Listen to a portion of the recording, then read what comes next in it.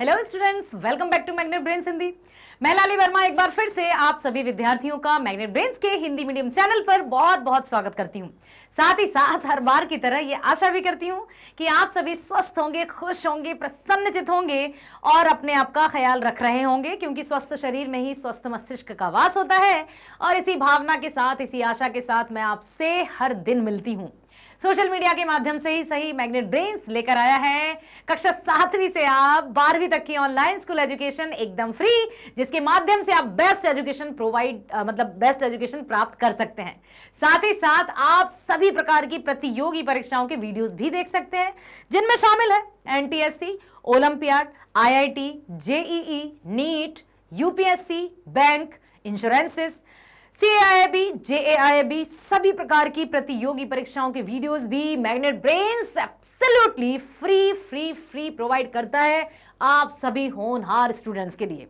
क्योंकि हमारा उद्देश्य सिर्फ एक है, वो है आप सभी को बेस्ट एजुकेशन प्रोवाइड करना विदाउट एनी कॉस्ट। क्योंकि हम चाहते हैं कि आप सभी अपने लक्ष्य पर जाएं और लक्ष्य पर पहुंचते ही अपने परिवार, अपने विद्यालय, समाज और राष्ट्र का नाम पूरी दुनिया में फहरा दें झंडे की भांति। ठीक है, इस तरह से आप मैग्नेट ब्रेन्स पर बने रहना, ताकि आप बेस्ट वीडियोस देख सकें, उनका लाभ ले सकें और अपने अध्ययन को बिना किसी रुकावट के पूर्ण रूप से प्राप्त कर सकें, ग्रहण कर सकें। क्योंकि मैग्नेट ब्रेन्स का कोई ऐसा नहीं है कि टाइम लिमिटेशंस हो, कोई डेज फिक्स्ड हो कि भाई हम मंडे से वेंसडे या फ्राइडे तक ही आपको वीडियो प्रोवाइड करेंगे, या फिर आपको सिर्फ 2 या 3 घंटे ही वीडियो प्रोवाइड करेंगे, उसके बाद अपने आप आपको वीडियो उसको क्विट करना होगा। नो, 24/7 आप कभी भी जब भी मन करे जस्ट टाइप मैग्नेट ब्रेन्स। यदि इंग्लिश मीडियम में देखना है तो just type magnet brains, Hindi medium देखना है तो मैग्नेट ब्रेन्स हिंदी। जो भी विषय आपको देखना है जस्ट टाइप दैट, मैथ्स, गणित, साइंस, विज्ञान जो भी है उसका वीडियो और आपके सामने हम उपस्थित हो जाएंगे। ओके, चलिए तो डियर स्टूडेंट्स, हमने अपनी पाठ्य पुस्तक गोधूली का पाठ 2 शुरू कर दिया है, जो कि कवि रसखान जी द्वारा रचित है। प्रेम अयनी श्री राधिका और करील के कुंजन ऊपर वारो, कवि रसखान जी ने इस पाठ के माध्यम से, इन सवैयों के माध्यम से, दोहे और छंद के माध्यम से, सोरठों के माध्यम से श्री कृष्ण के प्रति अपनी अनन्य भक्ति को प्रकट किया है।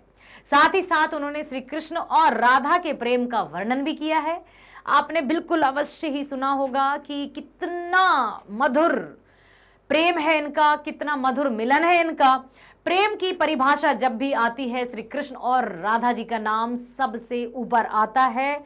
युगों युगों से चलता आ रहा है और सदियों तक, युगों युगों तक चलता रहेगा। क्योंकि ये जो प्रेम है वो पवित्र है, जिसमें कोई स्वार्थ नहीं है, जिसमें कोई ऐसी इच्छा नहीं है कि मुझे ये चाहिए, बस निष्कपट, निस्वार्थ, पवित्र भावना के साथ। तो इसी पाठ के आज हम करने जा रहे हैं इस वीडियो में बिहार बोर्ड सॉल्यूशंस। ओके, तो मेरे साथ आपको बने रहना है शुरू से लेकर अंत तक, ताकि हर एक प्रश्न के अर्थ को आप समझ सको और प्रश्न के अर्थ समझने के साथ ही उस उत्तर को आप भलीभांति सुनकर समझ सको। और फिर जब आपके टेस्ट होंगे या परीक्षाएं होंगी तो उनमें आप एकदम सक्षम होंगे उत्तर को लिखने के लिए, किसी प्रकार का कोई डाउट नहीं रहेगा। बस प्लीज बने रहना मेरे साथ अच्छे से, ध्यान से, कंसंट्रेशन के साथ। यदि ध्यान यहां आ जाएगा तो यहां से हट जाएगा, तो आ जाओ मेरे साथ। चलते हैं पहले प्रश्न की ओर। पहला प्रश्न है, कवि ने माली और मालिन किन्हें और क्यों कहा था? याद कीजिए, कवि रसखान जी ने माली और मालिन श्री कृष्ण और राधा के लिए कहा था। क्यों? क्योंकि जिस तरह से माली और मालिन बगीचे की फुलवारी की देखरेख करते हैं, और या यूं कहें हम कि माली और मालिन बगीचे का पर्याय होते हैं, उसी प्रकार से श्री कृष्ण और राधा प्रेम की परिभाषा है। देखिए, कवि ने माली, मालिन, कृष्ण और राधा को कहा है क्योंकि कवि ने राधा कृष्ण के प्रेममय युग को प्रेम भरे नेत्र से देखा है। यहां प्रेम को वाटिका मानते हैं। वाटिका मीन्स बगीचा, पुष्प वाटिका, अशोक वाटिका सुना होगा आपने। और उस प्रेम वाटिका के माली, मालिन, कृष्ण और राधा को मानते हैं। वाटिका का विकास माली, मालिन की कृपा पर निर्भर होता है ना। किसी भी बगीचा या जो पुष्प वाटिका रहती है उसका विकास, उसका जो है पूरा क्या होता है, पल्लवित पुष्पित जब होते हैं तो किसकी कृपा से होते हैं, माली और मालिन की। इसी तरह से प्रेम की जो पराकाष्ठा है या प्रेम क्या है वो परिभाषित करते हैं श्री कृष्ण और राधा। इनका प्रेम बताता है कि प्रेम किसे कहते हैं। प्रेम स्वार्थ नहीं है, प्रेम छल कपट नहीं है, प्रेम तो पवित्र है, निस्वार्थ है। ठीक है, तो प्रेम वाटिका जिस तरह से वाटिका मानते हैं और उस प्रेम वाटिका के माली मालिन कृष्ण राधा है, वाटिका का विकास माली और मालिन करते हैं। उसी तरह से कवि के प्रेम वाटिका को पुष्पित पल्लवित कृष्ण और राधा के दर्शन से ही कर सकते हैं। इसलिए कवि ने श्री कृष्ण और राधा को माली और मालिन कहा है। ठीक है, बताओ समझ में आ रहा है, कोई डाउट तो नहीं? यदि डाउट हो तो प्लीज कमेंट बॉक्स में जरूर लिखना। ओके, चलो चलते हैं दूसरे प्रश्न की ओर। लिखा है द्वितीय दोहे का काव्य सौंदर्य स्पष्ट करिए। अब यहां पर है, प्रस्तुत दोहे में सवैये छंद में भाव के अनुसार भाषा का प्रयोग अत्यंत मार्मिक है। मार्मिक का मतलब समझते हो? मार्मिक का अर्थ होता है मन को छूने वाला, जो सीधे मन तक पहुंचे, दिल तक पहुंच जाए। तो कवि ने अपनी, रसखान जी ने अपनी भाषा के माध्यम से श्री कृष्ण और राधिका के प्रेम को स्पष्ट करते हुए बड़े ही सुंदर शब्दों में रचना की है, जो कि सीधे मन तक पहुंचती है। संपूर्ण छंद में ब्रज भाषा की सरलता, सहजता और मोहकता देखी जा सकती है। कहीं कहीं तद्भव और तत्सम के सामाजिक रूप भी मिलते हैं। आपने पढ़ा है क्या तद्भव क्या होते हैं, तत्सम क्या होते हैं? शब्द 4 प्रकार के माने गए हैं, तत्सम, तद्भव, देशज और विदेशी। तत्सम अर्थात वे शब्द जो संस्कृत भाषा से हिंदी में एज इट इज ले लिए गए हैं, मतलब यथावत संस्कृत के शब्दों का हिंदी में प्रयोग किया जाता है, कोई परिवर्तन नहीं हुआ है जिन शब्दों में। जो संस्कृत के शब्द थे हिंदी में आकर भी संस्कृत के ही रहे, वे तत्सम कहलाते हैं। और तद्भव वे शब्द जो थे तो संस्कृत के, परंतु उनको हिंदी में परिवर्तित कर दिया। जैसे मान लो हस्त का हाथ कर दिया, है ना, और दुग्ध का दूध कर दिया, ऐसे शब्द वो तद्भव कहलाते हैं। तो उन्होंने लिखा है कि कहीं कहीं तद्भव और तत्सम के सामाजिक रूप भी मिल रहे हैं। कविता में संगीतमयता की धारा फूट पड़ी है। अलंकार योजना से दृष्टांत अलंकार के साथ अनुप्रास एवं रूपक का समागम प्रशंसनीय है। माधुर्य गुण के साथ वैराग्य रस का भी मनोभावन चित्रण हुआ है। माधुर्य गुण के साथ वैराग्य रस का मनोभावन चित्रण हुआ है, अर्थात माधुर्य मतलब प्रेम का गुण और वैराग्य मतलब त्याग का, कि प्रेम में सिर्फ पास ही नहीं है, प्रेम तो त्याग भी है। यहां पर कवि ने अपनी रचना के माध्यम से श्री कृष्ण के प्रति अपना मोह, अपनी भक्ति, सर्वस्व न्यौछावर करने की बात कही है। हमने पढ़ा था ना, यही बताया है। चलते हैं अगले प्रश्न की ओर। अगला प्रश्न है, कृष्ण को चोर क्यों कहा गया है? भाई कवि रसखान जी ने श्री कृष्ण को चोर क्यों कहा? कवि का अभिप्राय स्पष्ट करें। कवि कृष्ण और राधा के प्रेम में मन मुग्ध हो गए। कवि ने जब श्री कृष्ण और राधा के प्रेम को देखा तो जैसे वे तो अपनी सुध बुध ही खो गए, अपने आप को खो गए। उनके मनमोहक छवि को देखकर मन पूर्णतः युगल में रम गया। युगल मतलब जोड़ी, जोड़ा। श्री कृष्ण और राधा को जब साथ में देखा तो और कुछ दिखाई ही नहीं दिया, बस उनको ही निहारते रहे। इन्हें लगता है कि इस देह से मन रूपी मणि को कृष्ण ने चुरा लिया है। कवि को ऐसा लगा कि उनका मन ही अब उनके पास नहीं रहा, उनके मन को तो श्री कृष्ण ने चुरा लिया। साथ ही साथ चित्त राधा कृष्ण की युगल जोड़ी में लग चुका है। अब लगता है कि यह शरीर मन एवं चित्त रहित हो गया है। ऐसा लगता है कि ये जो शरीर है, ना तो वो मन मेरा है, ना वो चित्त मेरा है, सब कुछ श्री कृष्ण ने चुरा लिया है। इसलिए चित्त हरने वाले कृष्ण को चोर कहा गया है। तभी तो उनको माखन चोर नंद किशोर मनमोहन घन श्याम रे, जितने तेरे रूप रे उतने तेरे नाम रे। चित्त चोर भी कहा गया है, माखन चोर भी कहा गया है, मुरलीधर, कान्हा, गोपाल, कितने सारे नाम हैं उनके, है ना। तो इसलिए चित्त हरने वाले कृष्ण को चोर कहा गया है, चित्त चोर। उनकी मोहनी मूरत मन को इस प्रकार चुराती है कि कवि अपनी सुध बुध खो बैठते हैं। मोहनी सूरत इतनी प्यारी, कि बस देखते ही जाओ। तो ऐसा लग रहा है जैसे अब कवि तो कवि के ही नहीं रहे, कवि का मन कवि का ही नहीं रहा।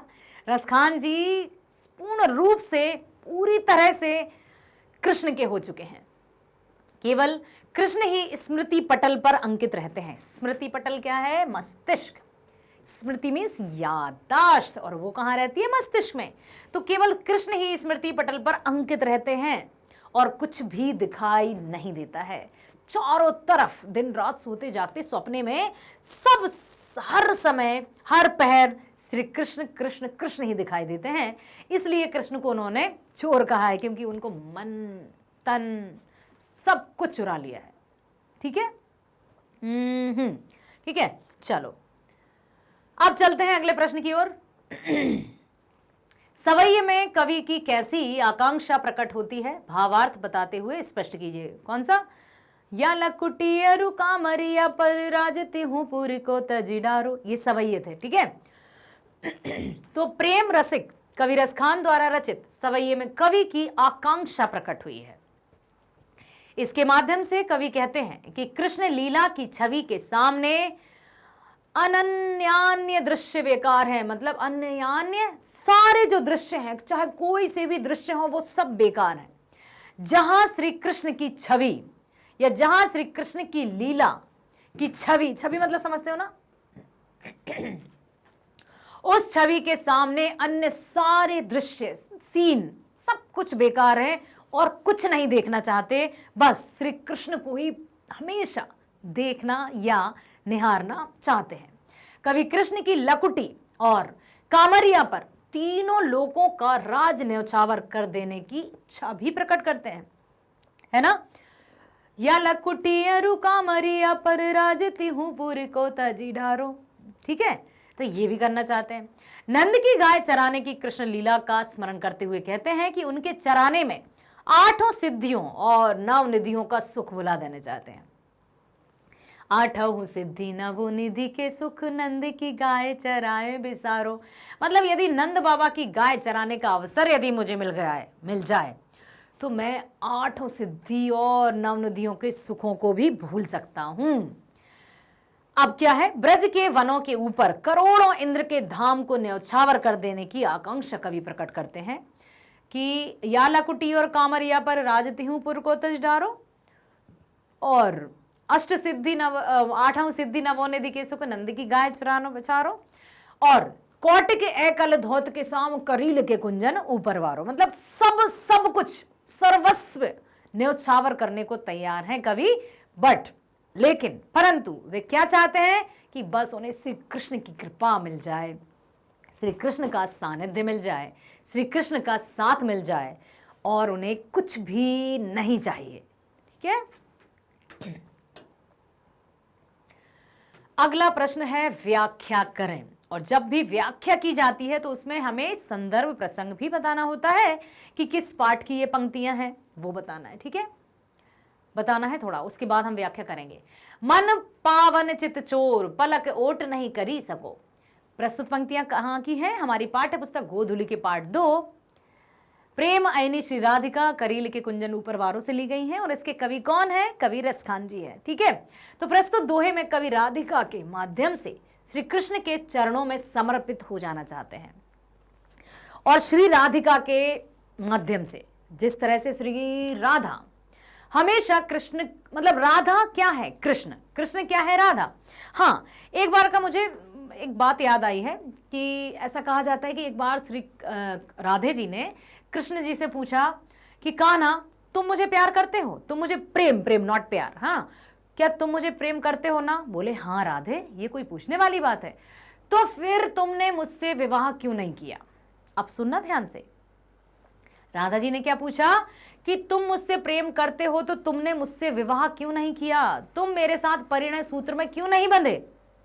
तो पता है कृष्ण ने क्या जवाब दिया था? श्री कृष्ण ने जवाब दिया कि श्री राधे सुनो ध्यान से, विवाह तो 2 लोगों के बीच में होता है, और मैं और तुम तो एक हैं, तो विवाह की क्या आवश्यकता है? श्री राधा ये सुनकर और भक्ति विभोर हो गई थी। ठीक है, तो यहां पर है मन पावन चित्त जोर पलक ओट नहीं करी सको। प्रस्तुत दोहे में कवि राधिका के माध्यम से श्री कृष्ण के चरणों में भक्ति को समर्पित हो जाना चाहते हैं। जिस दिन से श्री कृष्ण से आंखें चार हुई, मतलब श्री राधा के माध्यम से, ठीक है, जिस दिन से राधा जी ने कृष्ण को देखा है, उनकी आंखें चार हुई हैं, उसी दिन से सुध बुध समाप्त हो गई। कवि यहां पर राधा जी के माध्यम से कृष्ण के अपने प्रेम को दर्शाना चाहते हैं। पवित्र चित्त को चुराने वाले श्री कृष्ण ने पलक हटाने के बाद भी अनायास उस मुख छवि को देखने के लिए विवश हो जाती हैं। मतलब ऐसा लगता है जैसे अपलक अनिमेष एकटक बस निहारते रहो, देखते रहो, बिना पलक झपकाए उसकी मोहनी सी मूरत को देखते ही रहो, निहारते ही रहो। ठीक है, वस्तुतः यह कवि बताना चाहते हैं कि प्रेमिका अपने प्रियतम को सदा अपनी आंखों में बसाना चाहती हैं। हर समय, हर पल, सोते हर सांस में जागत सोवत स्वप्न दिवसने से कान कान जकरी। ठीक है, तो यहां पर प्रेमिका अपनी प्रियतम को सदा अपनी आंखों में बसाना चाहती हैं। जिस तरह से श्री राधा कृष्ण को अपनी आंखों में बसाना चाहती है, उसी तरह से कवि रसखान भी अपने हृदय में श्री कृष्ण को ही बसाना चाहते हैं और उनकी भक्ति को ही समर्पित होना चाहते हैं। नेक्स्ट है, रसखान कबो इन आखिन सो ब्रज के बनवाग तड़ाग निहारो। अब यहां पर प्रस्तुत पंक्ति कृष्ण भक्त कवि रसखान जी द्वारा रचित हिंदी पाठ्य पुस्तक के गोधुली के पाठ 2 से ली गई है। करील के कुंजन ऊपर वारो। प्रस्तुत पंक्ति में कवि ब्रज पर अपनी जीवन सर्वस्व न्यौछावर कर देने की भावमयी विदग्धता मुखरित करते हैं। कवि इसमें ब्रज की बगीचा एवं तालाब की महत्ता को उजागर करते हुए निरंतर उसकी शोभा देखते रहने की आकांक्षा भी प्रकट करते हैं कि वे हमेशा श्री कृष्ण से यही प्रार्थना करते हैं कि हे प्रभु, मैं जब भी अपनी आंखें खोलूं बस रसखान कबो इन आखन सो ब्रज के बन बाग तड़ाग निहारो। ठीक है, कवि ने इसमें ब्रज की बगीचा एवं तालाब की महत्ता को प्रकट किया है और साथ ही साथ प्रस्तुत पंक्ति के माध्यम से कवि कहते हैं कि ब्रज के बगीचा एवं तालाब अति सुशोभित एवं अनुपम है। अनुपम का अर्थ क्या होता है? अनुपम मीन्स अतुलनीय, इनक्रेडिबल, जिसकी कोई तुलना ना की जा सके, जिससे मतलब सबसे ऊपर, सर्वोपरि। ठीक है, अनुपम। इन आंखों से उसकी शोभा देखते बनती है। कवि कहते हैं कि ब्रज के वनों के ऊपर अति रमणीय, सुशोभित, मनोहारी मधुवन के ऊपर इंद्रलोक को भी न्यौछावर कर दें तो कम है। अर्थात कवि रसखान हर हाल में, हर स्थिति में श्री कृष्ण का सानिध्य पाना चाहते हैं, श्री कृष्ण की भक्ति में लीन रहना चाहते हैं, श्री कृष्ण के प्रति अपने आप को समर्पित करना चाहते हैं, श्री कृष्ण और राधा के सौंदर्य का वर्णन करना चाहते हैं। वो हर समय उनके मन में, उनके वचन में श्री कृष्ण कृष्ण कृष्ण कृष्ण ही है। ठीक है, एक पंक्ति याद आई मुझे, वो थी ना, हाँ, माखन चोर तो कहते ही हैं श्री कृष्ण को, वो है ना कि हाथ, हाँ, अब छोटे से कृष्ण कैसे रोते थे, मैया को बुद्धू भी बना देते थे कि मैया मैंने माखन नहीं खाया, देखो आप। और जिस तरह से जब उनका, आपने वो दृश्य देखा होगा ना, सीरियल में देखा होगा कि जैसे ही यशोदा मैया ने कहा मुंह खोल का ना, अपना मुंह खोल, और जैसे ही उन्होंने मुंह खोला तो तीनों लोग उनके मुख में नजर आए और मैया यशोदा ये देखकर बिल्कुल बेहोश हो गई थी। तब उन्होंने, श्री कृष्ण ने माता यशोदा की स्मृति को विस्मृत कर दिया था कि मैया को याद ना रहे, नहीं तो वो तो मुझे भगवान समझने लगेगी और फिर मेरे से जो माता वाला भाव है, या मैं पुत्र, क्योंकि कहते हैं ना कि कभी भी माँ को छुट्टी नहीं देना है, जो लाड़ दुलार नटखट परेशान करना, ये हमेशा बना के रखना है, ताकि माँ का जो प्रेम है वो तो अनुपम है। माँ के प्रेम की तुलना कहाँ की जा सकती है? किसी से नहीं की जा सकती। ठीक है, वात्सल्य कूट कूट कर, या यूं कहें वात्सल्य रस से परिपूर्ण रहता है माता और बच्चे का प्रेम। तो यह है कि बोलो जी जवाब दो, आंसू क्यों बहाते हो, अभी कहाँ जाते हो जी, अभी कहाँ जाते हो। अब रोते रोते जाते हैं, मैया मोरी मैं नहीं माखन खायो, मैंने नहीं खाया माखन। ये ताऊ जी है ना, दाऊ दाऊ बलदाऊ, वो ही मुझे ऐसे ऐसे करते हैं, मैंने नहीं माखन खायो। हाथ पकड़, अब जैसे गोपियों को जब भी पता चलता कि इसने ही माखन खाया तो वो हाथ पकड़ कर यशोदा जी के पास ले गई। क्या कहती हैं गोपियां?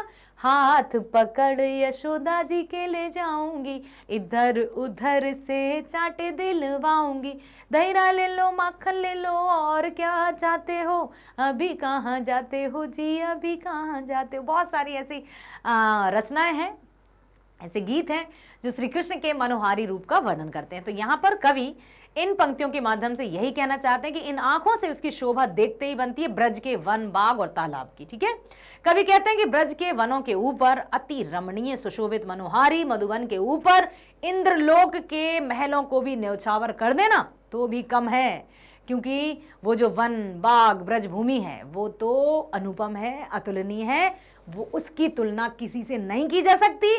उसके लिए तो मैं अपना सर्वस्व त्याग कर दूं। और वैसे भी मेरा मन तो अब मेरे पास है नहीं, मेरे नेत्र और कुछ देखना नहीं चाहते, क्योंकि उन्होंने श्री कृष्ण को देख लिया है, उन्होंने श्री कृष्ण और राधा को देख लिया है। ठीक है,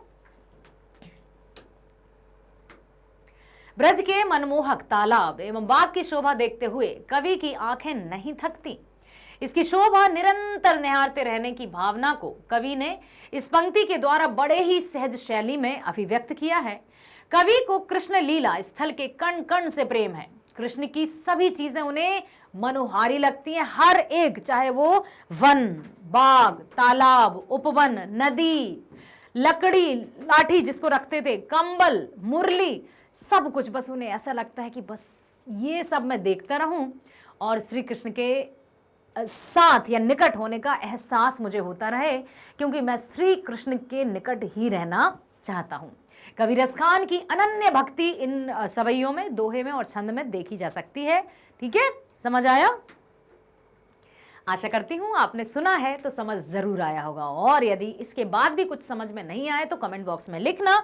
मैं हमेशा आपके प्रश्नों के उत्तर देने की कोशिश करूंगी, क्योंकि मैग्नेट ब्रेन्स आप सबके लिए है जो कक्षा 7वीं से 12वीं तक की ऑनलाइन स्कूल एजुकेशन के साथ साथ सभी प्रकार की प्रतियोगी परीक्षाओं के वीडियोस भी 100% फ्री प्रोवाइड कर रहा है और करता रहेगा। इसलिए अपने मस्तिष्क में किसी भी प्रकार का डर, भय या संदेह मत पालना कि क्या पता क्या होगा। नो नो नो, हम हैं सदा के लिए, हम हमेशा 100% फ्री एजुकेशन ही प्रोवाइड करेंगे। कभी आपसे नहीं कहेंगे कि अब आपको पेड सब्सक्रिप्शन लेना है। बस आप वीडियो देखो, लाइक करो, सब्सक्राइब करो और अधिक से अधिक शेयर करो। ठीक है, वीडियो देखने के लिए मैं आपको बता दूं कि you just type magnet brains. यदि आपको इंग्लिश मीडियम और हिंदी मीडियम दोनों में अवेलेबल है।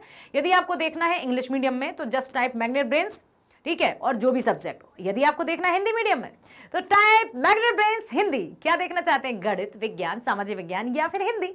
तो जो भी आपको देखना है टाइप कीजिए। आपको देखना है क्लास 10th हिंदी ना? ओके, लिख दीजिए क्लास 10th हिंदी। क्या देखना है?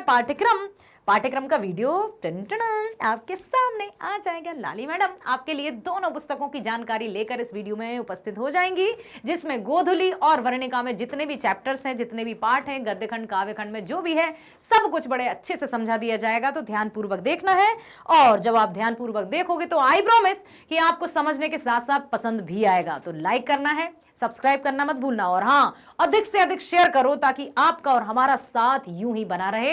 आपका और हमारा जो कनेक्शन है वो हमेशा के लिए हो जाए। चलो, तो मिलते हैं नेक्स्ट वीडियो में। स्वस्थ रहो, खुश रहो, bye bye, thank you so much.